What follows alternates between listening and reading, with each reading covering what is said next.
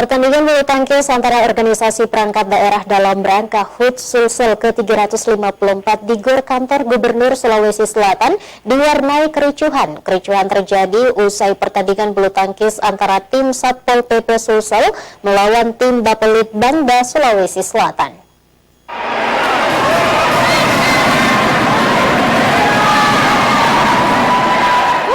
Inilah video amatir yang merekam kericuhan pertandingan bulu tangkis antar organisasi perangkat daerah dalam rangka HUT Sulsel ke-354 di Gor Kantor Gubernur Sulsel Jalan Urip Sumoharjo, Makassar, Selasa sore.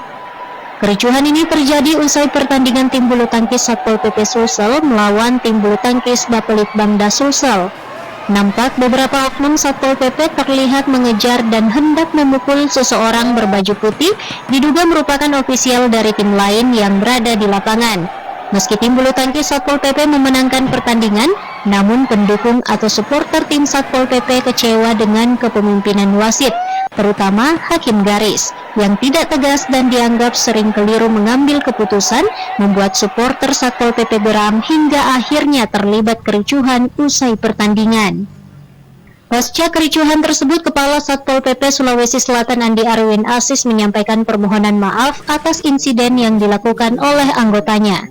Jadi video viral itu betul yang menunjukkan bahwa terjadi keributan yang berlangsung di gedung olahraga, di mana pada saat pertandingan antara Satuan Polisi Pamung Praja dan Bapelit Bangda itu sampai akhir pertandingan dimenangkan oleh tim Satpol PP.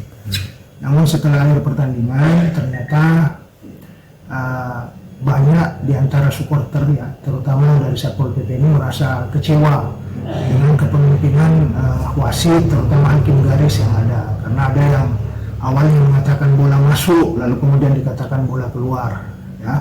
Akhirnya ini yang menjadi akumulasi kekecewaan mereka, dan akhirnya dilampiaskan di akhir pertandingan, di mana mereka saling kejar-mengejar, berusaha untuk